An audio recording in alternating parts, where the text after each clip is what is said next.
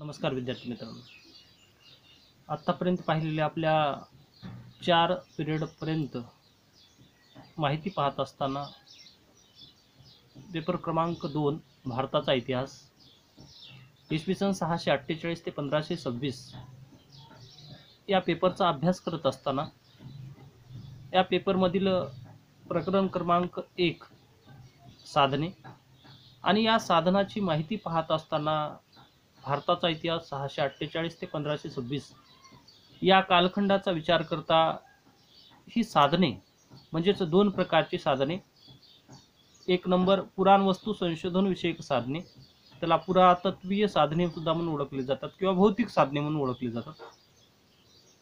या साधनाची माहिती पाहत असताना जवळपास 8-9 पॉईंटमध्ये आपण पुराणवस्तू संशोधन विषयक साधने कोणती आणि ही साधने भारताचा इतिहास समजून घेण्यासाठी किती महत्त्वपूर्ण आहेत याबाबतची माहिती आपण मागच्या 4 पिरियडपर्यंत पूर्णपणे अभ्यासलो. आज आपण जी पुराणवस्तू संशोधन विषयक साधने, जे साधनामधला प्रमुख भाग, यानंतरचा म्हणजेच पुढचा भाग म्हणजेच वाङ्मयीन साधने. नंबर 2चं साधन म्हणजे वाङ्मयीन साधने. आणि या वाङ्मयीन साधनाचा अभ्यास करताना हे 2 नंबरचं साधन यालाच लिखित साधनं किंवा लिखित साधने म्हणून ओळखले जातात. आता या वाङ्मयीन साधनाचा विचार करता सर्वप्रथम वाङ्मयीन साधने म्हणजे काय हे पाहणं आवश्यक आहे. ज्या पद्धतीने आपण प्राचीन भारताचा इतिहास प्रारंभ ते 647 पर्यंत या पेपरची माहिती पाहत असताना पुरातत्वीय साधने आणि वाङ्मयीन साधने या दोन्ही साधनाची माहिती पाहिली, त्याच पद्धतीने हे वाङ्मयीन साधन म्हणजेच ज्या साधनामध्ये लिखित स्वरूपात पुरावे आढळून येतात, त्यामध्ये ग्रंथ असतील किंवा अन्य बाबी असतील, त्या माध्यमातून जो काही भारताचा इतिहास समजून घेण्यासाठी एक महत्त्वपूर्ण दुवा किंवा एक महत्त्वपूर्ण साधन म्हणून वापरलं जातं. आता या वाङ्मयीन साधनामध्ये लिखित स्वरूपात त्या काळातल्या असणाऱ्या लिपी आणि त्या काळातली असणारी भाषा अधोरेखित करून ठेवलेली म्हणजे लिखित स्वरूपात लिहून ठेवलेली जी साधनं सापडले गेली आणि त्या साधनामधली माहिती, तो कालखंड, त्या ठिकाणची राजसत्ता, साम्राज्य विस्तार, त्याचबरोबर ते वर्ष, त्याचबरोबर त्या ठिकाणची सामाजिक असेल, धार्मिक, राजकीय, ऐतिहासिक पार्श्वभूमी कशा पद्धतीची होती, या सर्व बाबी ज्या साधनामध्ये आढळून येते त्याला वाङ्मयीन साधनं म्हणतात. आता या वाङ्मयीन साधनामध्ये अनेक ग्रंथ आले, त्याचबरोबर या वाङ्मयीन साधनामध्ये नाटके आले, त्याचबरोबर धार्मिक साहित्य आलं, त्याचबरोबर फारसी साहित्य आलं, संस्कृत भाषेतील साहित्य आलं, विदेशी प्रवास वर्णनकार यांचं जे काही चरित्र असेल किंवा त्यांनी मांडलेले प्रवास वर्णन करताना त्यांनी पाहिलेल्या गोष्टी, त्याचबरोबर विदेशी प्रवास वर्णन जे काही विदेशी प्रवासी होते त्यांनी भारतामधल्या अनेक ठिकाणी ज्या भेटी दिल्या त्या ठिकाणचं सापडलेलं वर्णन, या सर्व साधनाच्या आधारे तत्कालीन स्थितीमधला भारताचा इतिहास समजून येतो. म्हणून जे काही या साधनाला म्हणजे वाङ्मयीन साधनाला लिखित स्वरूपात जी साधने आढळून येतात या साधनाला वाङ्मयीन साधनं म्हणून ओळखली जातात. आता या वाङ्मयीन साधनाचा विचार करता भारताचा इतिहास 648 ते 1526 या कालखंडाचा विचार करता जी साधने आहेत, ही साधने म्हणजेच इसवी सन 650 नंतरच्या काळात प्रांतीय शासकांच्या काळात म्हणजे जे प्रांत होते, वेगवेगळे भाग होते, त्या ठिकाणी विविध भाषा बोलल्या जायच्या आणि या भाषेमधून साहित्याची निर्मिती होत गेली. त्यामध्ये विजयनगरचं साम्राज्य असेल, बहामनी साम्राज्य असेल, राष्ट्रकूट घराणे असेल, यादव घराणे असेल, चालुक्य घराणे असेल, राजपूत राजवंश असतील, या ठिकाणच्या वेगवेगळ्या भाषा होत्या. आजच्या स्थितीमध्ये जसं भारतामध्ये विविध भाषा बोलल्या जातात, त्याच पद्धतीने त्या काळामध्ये ज्या विविध प्रांत आणि भाषा या प्रांतावर किंवा त्या ठिकाणच्या लोकांवरून वेगवेगळ्या भाषेचं मूर्त स्वरूप म्हणजेच त्या भाषेमध्ये इतिहास मांडला जाऊ लागला. आणि तो इतिहास आजच्या काळामध्ये जो भारताचा इतिहास समग्र जो विविध भागामध्ये भारत विभागला गेला होता, प्रांतामध्ये विभागला होता, अनेक संस्थानिक होते, राजे होते, त्यांच्या काळामध्ये होऊन गेलेल्या घटना घडामोडी किंवा त्यांच्या आश्रयात राहणारे पंडित किंवा जे काही भाट असतील किंवा लिखित स्वरूपात असणारे कवी असतील, यांनी जे काव्य रूपामध्ये मांडलेलं किंवा पद्य रूपामध्ये, गद्य रूपामध्ये, नाटकाच्या स्वरूपामध्ये, त्याचबरोबर समाजाचे सामाजिक, धार्मिक, राजकीय, आर्थिक अशा स्थितीचं वर्णन हे स्थानिक भाषेमध्ये केलं. त्याचबरोबर विदेशी भाषेमध्ये विदेशातून आलेल्या लोकांनी केलं. त्याचबरोबर विदेशी लोक जे भारतामध्ये प्रवास करण्यासाठी आले, आज आपण पर्यटनासाठी किंवा सहलीसाठी जातो, त्या ठिकाणी पाहिल्यानंतरच्या ज्या गोष्टी आपण मांडतो पुस्तक रूपामध्ये, त्याच पद्धतीने त्या काळामध्ये आलेले जे विदेशातून आलेले भारतामध्ये येऊन भारताची सर्व स्थिती त्यांनी पाहिली, अनेक शहराची भटकंती केली, फिरले, त्या ठिकाणच्या शहराची माहिती घेतली आणि ते आपल्या आत्मचरित्रामध्ये किंवा आपण जो प्रवास भारताचा किंवा हिंदुस्थानाचा केला त्या प्रवासामध्ये ज्या गोष्टी पाहिल्या ते लिखित स्वरूपात मांडल्या. त्याच सर्व साधनांना, आतापर्यंत तुम्हाला ज्या साधनाची नावे सांगितल्या, या सर्व साधनांना वाङ्मयीन साधनं म्हणून ओळखतात. आणि या साधनाच्या आधारेच तो काळ, कालखंडातील घटना, घडामोडी, राजकीय स्थिती, सण, वर्ष किंवा त्या कालखंड या सर्वाची मांडणी करून भारताचा इतिहास मांडला जातो आणि त्यालाच वाङ्मयीन साधनं म्हणतात. तर सर्वप्रथम आज आपण वाङ्मयीन साधनाचा अभ्यास करत असताना या वाङ्मयीन साधनाबद्दलची माहिती पाहिली. तर नंबर 1 साधन म्हणजेच फारसी भाषेतील साधने, या साधनाची माहिती पाहणार आहोत. आता या फारसी भाषेचा वापर, जे काही कालखंड, या फारसी भाषा सल्तनत कालखंड किंवा सुलतानाच्या कालखंडामध्ये जेव्हा भारतामध्ये जे काही विदेशी आक्रमण आहे, मोहम्मद गजनी असेल, मोहम्मद घोरी असेल, त्यांचं आक्रमण भारतामध्ये होत असताना त्यांनी आणलेली किंवा त्यांची जी भाषा होती ती फारसी भाषा, या फारसी भाषेमध्ये अनेक ग्रंथ लिहिले गेले आणि ते सर्व ग्रंथ भारतीय इतिहास समजून देण्यासाठी महत्त्वपूर्ण भूमिका बजावतात. आता फारसी भाषेची साधने ही इतिहासासाठी किती महत्त्वपूर्ण आहेत या बाबतची माहिती आपण पाहणार आहोत. तर सर्वप्रथम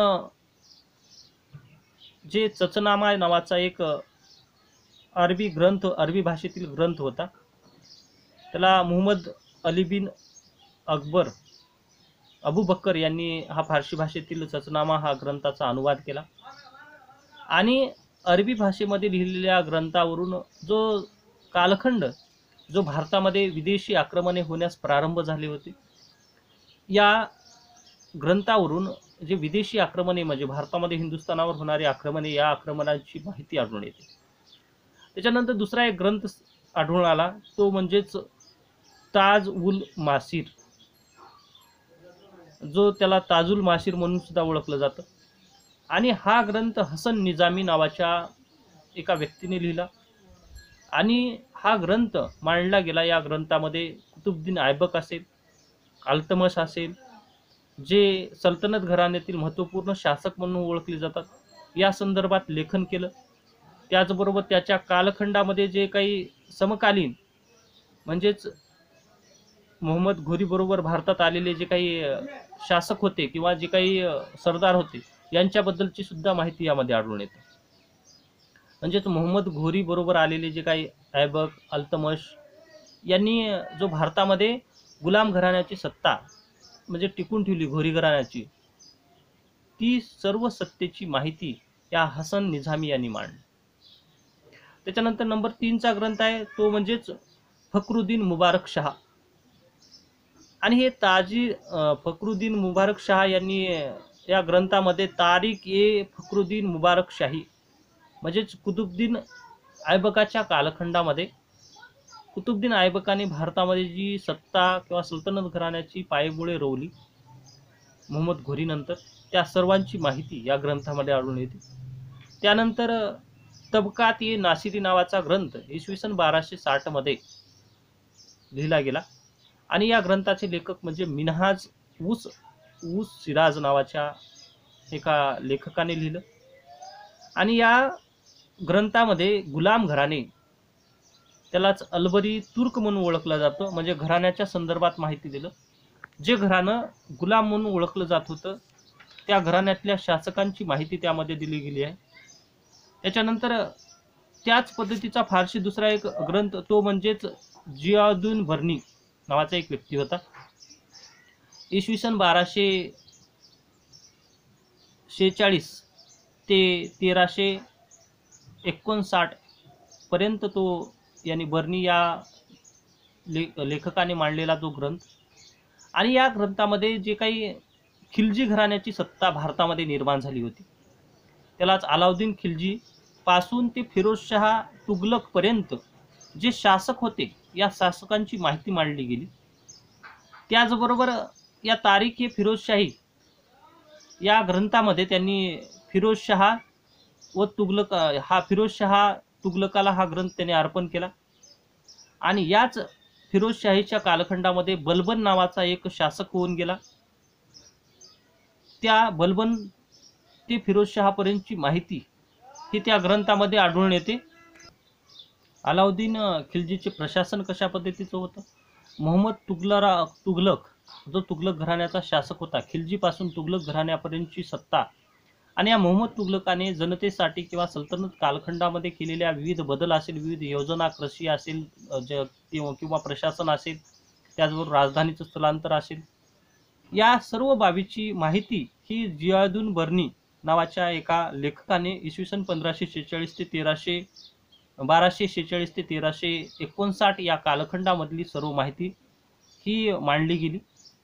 त्याच वेळेस त्यांनी इराणी व तुघलक प्रशासनाची तुलना, जे विदेशातले आणि भारतामध्ये सत्ता प्रस्थापित झाल्यानंतरच्या दोन सत्तेमधलं तुलना किंवा फरक कशा पद्धतीचा होता तो सुद्धा मांडला. अशाच प्रकारचा दुसरा 5वा एक ग्रंथ आहे अमीर खुसरो यांनी मांडलेला ग्रंथ. त्यांनी जवळपास एकूण 92 ग्रंथाचे लेखन केलं या अमीर खुसरोनं. आणि त्यांनी तत्कालीन स्थितीमध्ये ज्या काही कैकुबाद, जलाउद्दीन खिलजी, अलाउद्दीन खिलजी, त्याच्यानंतर मुबारक शाह, गियासुद्दीन तुघलक इत्यादीच्या दरबारामध्ये राहिल्यामुळे या सर्व ज्या काही शासक होते यांच्यावर ग्रंथ निर्मिती केली. त्यांनी पहिला ग्रंथ जो मांडला तो किरान उस सादीन नावाचा ग्रंथ मांडला. आणि या ग्रंथामध्ये त्यांनी दिल्लीच्या सुलतान कैकुबाद व बंगालचा सुभेदार बुगर खान यांच्यामधल्या झालेल्या भेटीचं वर्णन आढळून येतं. त्याचबरोबर दुसरा एक ग्रंथ होता मिफ्त उल फुतह, आणि यामध्ये जलालुद्दीन खिलजीच्या लष्कराची माहिती आढळून येते. त्याचबरोबर असे जवळपास 6 ग्रंथ लिहिले. पुढचा एक लेखक होता, त्याचं नाव शम्स ए सिराज अफिक म्हणून नावाचा एक लेखक होता.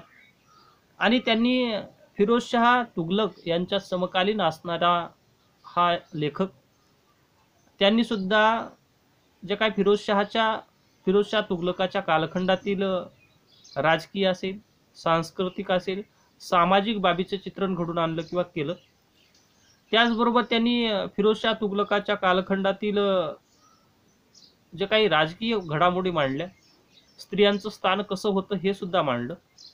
अशा पद्धतीनं जो इतिहास मांडला गेला तो म्हणजे शम्स-ए सिराज अफिक यांनी मांडलेला फिरोजशाहचा समकालीन हा लेखक यांनी विस्तृत प्रमाणात ग्रंथ मांडलं. अशा प्रकारचे ग्रंथ म्हणजेच सल्तनत कालखंडातील हा ग्रंथ म्हणून ओळखले जातात. त्याच्यानंतर असे अनेक जवळपास 18-20 ग्रंथ मांडले गेले. त्या पुढचे ग्रंथाची फक्त नाव आणि त्या ग्रंथाची नावे पाहू आपण. फिरोजशाह तुघलक यांनी फुतुहाते फिरोजशाही नावाचं स्वतःचं आत्मचरित्र लिहिलं या शासकाने. खाजा अब्दुल मलिक नावाच्या लेखकाने फुतुह उस सलातीन म्हणजेच मुहम्मद तुघलक असेल, बहामनीचे संस्थापक जो अलाउद्दीन बहमन शाह यांचा समकालीन म्हणून ओळखला जातो, जो दौलताबाद येथे, आणि त्यांनी मांडलेला इतिहास. त्याचबरोबर पुढचा एक ग्रंथ म्हणजेच ऐन उल मुलतानी नावाचा एक ग्रंथ होता. या ग्रंथामध्ये जे काही गियासुद्दीन तुघलक, ऐन मुलतानी नावाच्या लेखकाने गियासुद्दीन तुघलक ते फिरोजशाह तुघलक यांच्या कालखंडातील ऐन उल मुल्क नावाचा ग्रंथ मांडला. आणि या ग्रंथाच्या आधारेच सरकारी कागदपत्रे असतील किंवा अन्य बाबी त्यामध्ये तुघलकाच्या प्रशासनाची माहिती ही आढळून येते. त्याचप्रमाणे पुढचा एक लेखक अहमद सरहिंदी नावाचा एक लेखक होता. त्यांनी सल्तनत कालखंडामध्ये सय्यद नावाचं घराणं जर सल्तनत कालखंडामध्ये निर्माण झालं, या सय्यद घराण्यातील मुबारक शाह असेल, मोहम्मद शाह यांच्यावर आधारित तारीख ए मुबारकशाही, जे घोरीच्या आक्रमणापासून मोहम्मद शाह सय्यद यांच्यापर्यंतचा कालखंड मांडला. अशा प्रकारचे ग्रंथ. त्याचबरोबर पुढचा एक लेखक होता अहमद यादगार नावाचा, आणि त्यांनी सूरवंशी समकालीन म्हणजेच जे काही लोधी घराण्याच्या बहुमन लोधी ते दुसऱ्या पानिपत युद्धापर्यंत तारीख-ए-शाही नावाचा ग्रंथ लिहिला. त्याचबरोबर अब्दुल्ला नावाचा एक लेखक होता, त्यांनी तारीख-ए-दाऊदी नावाचा ग्रंथ लिहिला, आणि यामध्ये त्यांनी लोधी असेल, शेरशाह सूरचं घराणं असेल, तेव्हापासून ते 16व्या शतकापर्यंतचा ग्रंथ मांडला. अशा प्रकारचे ग्रंथ म्हणजे फारसी भाषेतले ग्रंथ हे भारताचा इतिहास समजून घेण्यासाठी एक महत्त्वपूर्ण साधन म्हणून ओळखलं जातं. हे झालं जवळपास फारसी भाषेतील ग्रंथ. आता नंबर 2चा पॉईंट आहे तो म्हणजे धार्मिक वाङ्मय. आता धार्मिक वाङ्मयाचा विचार करता भारतामध्ये म्हणजे हिंदुस्थानामध्ये तत्कालीन स्थितीमध्ये जो वैदिक धर्म होता, या वैदिक धर्माचं तत्वज्ञान वाढलं होतं. वैदिक धर्माला मानणारा वर्ग जास्त होता, आणि त्यानंतर जे काही विविध धर्मातील साधू संत.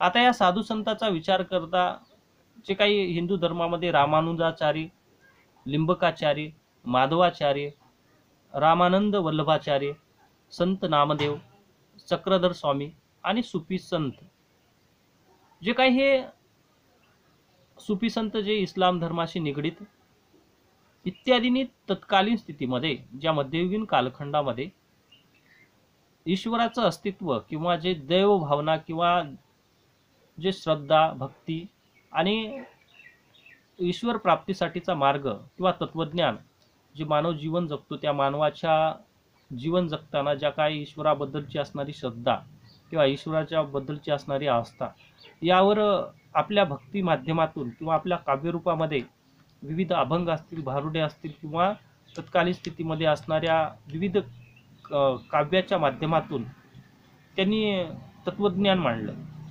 आणि हे तत्वज्ञान म्हणजे तो कालखंड जो मध्ययुगीन कालखंडामधल्या या धार्मिक वाङ्मयावरून किंवा धार्मिक बाबीवरून तो कालखंड समजण्यास महत्त्वपूर्ण योगदान मिळतं.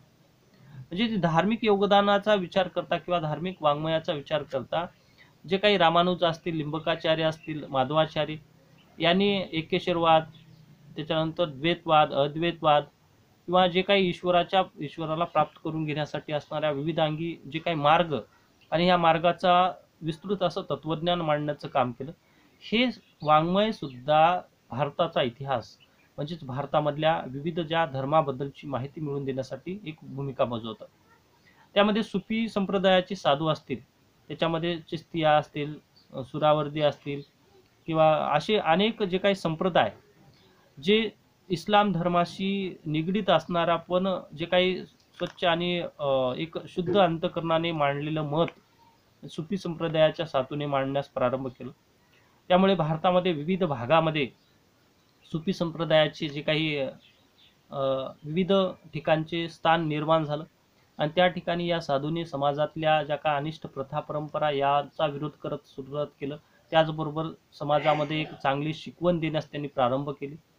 ज्या पद्धतीने हिंदू साधू संत यांनी ज्या तत्वज्ञानाचा आपला वापर करून समाज माध्यमामध्ये एक वेगळं स्वरूप निर्माण केलं, त्याच पद्धतीने सुफी संतांच्या साधूने सुद्धा वेगवेगळं स्थान निर्माण केलं आणि आपलं तत्वज्ञान सांगण्यास प्रारंभ केला.